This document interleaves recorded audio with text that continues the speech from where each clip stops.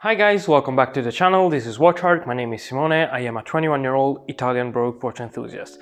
So in today's video we're going to be talking about this watch, which is the TIMEX NAVI XL. So as you can see, summer is coming here in Italy. So every year around this period I start to think about buying a watch for the summer, which has to be a beater, which has to be quartz usually so I don't have to think about it, which has to be water resistant obviously, and which has to be something I do not care about that much, that I have the thought of not ruining it, not scratching it. It has to be something that I can beat around without too much attention given to it. So last year my choice was this one, which is the TIMEX NAVI XL. I think that was a good choice for some things and a bad choice for other. First of all, it's a bit big for me, but that's not an issue obviously for everyone. And secondly, it's got too much QC issues, and I will show you each and every QC issue, and yeah, it's gonna be a long part of the video because there are a lot of them. So what can we take from it? It's a good watch for the summer. It's very comfortable, it's very lightweight with the strap, it disappears on the wrist, it's quartz, so it's lightweight, it's amazing for that thing. And on the other hand, it's not really worth the money, I think. So well, let's get our conclusion and the top-down part, all the B-rolls or the QC issues, or all the good, all the bad during the review.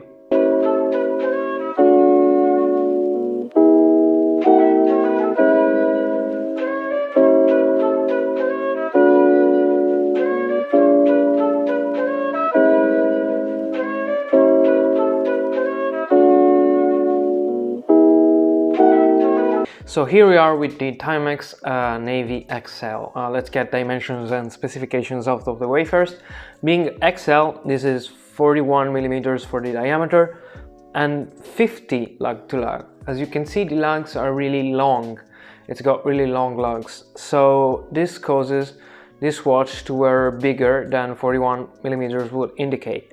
They're kind of curved, and the watch is not that thick. It's got a lot of thickness comes from this crystal, which we'll talk about in a second. So this does not wear bad, but it's not for smaller wrists. My wrist is average, absolutely average, so I've got a few issues with it, but it's not a problem. It's comfortable and everything. If you want, change the strap because the straps makes it even bigger. So yeah, it's not a bad built watch. It's got 360 stainless steel build. It's got brushing here all over. It's all brushed except for the crown, which is unsigned. The back, I'll show it to you. It's completely polished with Timex watchmaker EST 1854 stainless steel, the Allied collection, and 100 meters of water resistance. So overall, well built. We'll talk in a few seconds about the QC issues, but on a surface level at least, this looks like a good deal. It's got 100 meter of water resistance. Of course, it's just a push-pull crown, and it's got not a screw-down case back. I don't know how this is 100 meter, but it is, so who cares? And yeah, overall, on a surface level, this looks like a good watch, but let's dive a bit deeper and find out what are the issues with this watch on a macro level.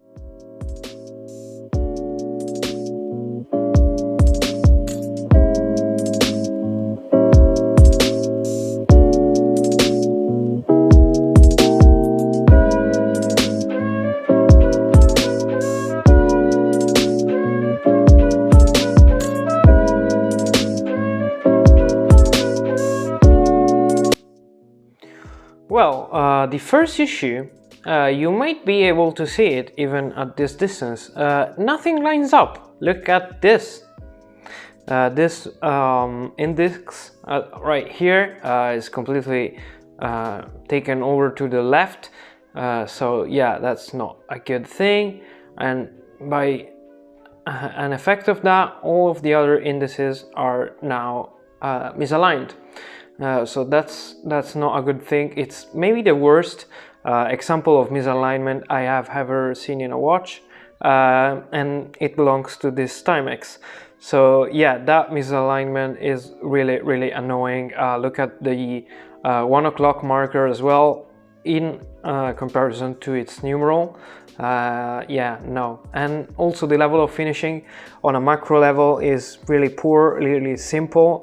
The hands are polished, but it's not a good polish, and the indices are printed, but they are made to look like they are applied. The second hand is very consistent and hits the markers almost every time. Most of the time it's correct, so that's a good thing. However, for the rest of the dial, I'm not sure. I love the design, but I'm not sure about the QC.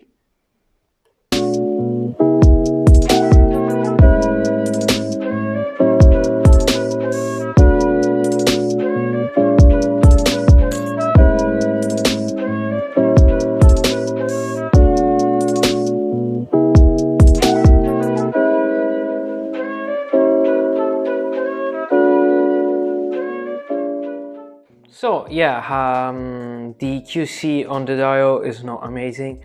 So if you're not bothered by that, it's fine. Probably not all watches from this range will have that issue. However, mine does. So I figured I should bring this up because someone might buy the watch, but might be disappointed. And I know why someone might want to buy this watch. It's very attractive, I think, and that idea of having like military style numerals, 24 hours indicators all around the dial with that skeletonized hour hand that indicates the numeral, it's a very clever design language and design choices, I think. However, it's undermined by the QC. So yeah, I know why you may want to buy this watch. If you really want to, and you don't care about maybe having the worst misalignment of your life, well, go for it.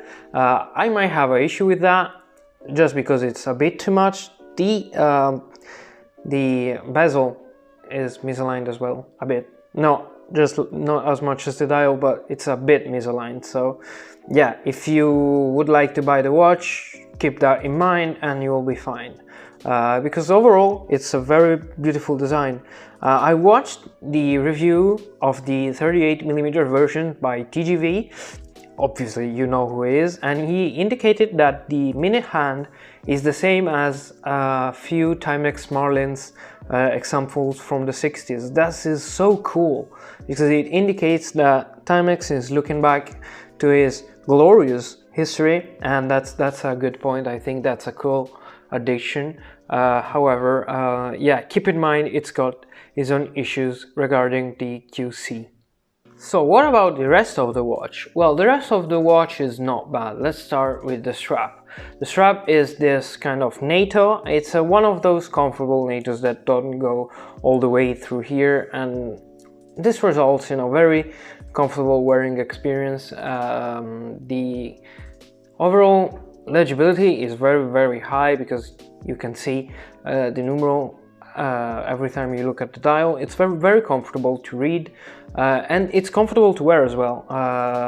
I'll show you a couple of b-rolls on wrist. You can compare my wrist size to yours and you'll understand how it will look on yours. Well, it's not bad.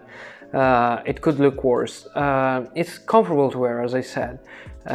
These long lugs don't help it, but it manages to be good enough, I think. So yeah, I think I said everything. The movement is unknown.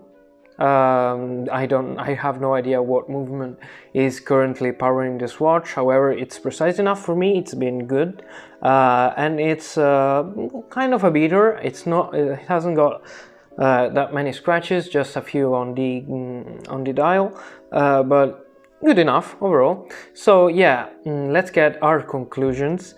Let's talk about pricing, and let's figure out other options that you might have for the best beacher summer's watch during the end of this review. So there you have it, the TIMEX NAVI XL. A good watch for some things, awful watch for some other things. All around, if you like it, if you enjoy it, shop around for the best price. Don't pay the MSRP for it. 120 is not really worth it. If you like the style of watch, look for other Timexes like the TIMEX Allied Navy or something like that. It's similar, it's a bit bigger, but it's cheaper, so it's a better deal. Also, the Casio Duro, obviously, which is the best watch in this price range for that kind of usage. Don't skip Casio digital watches as well. Yeah, shop around. The best part of watch collecting and being a watch enthusiast, in my opinion, is the hunt. So look around for the watch you enjoy the most, for the watch you connect with the most, and for the best price, most importantly. So thank you guys for watching. This has been a long process. This review has been going on for quite a few weeks. I've been trying to up my game with audio and with video editing. So if you enjoyed the video, well, please click subscribe and like the video itself. This has been watcharc. My name is Simone, a 21-year-old Italian broke watch enthusiast.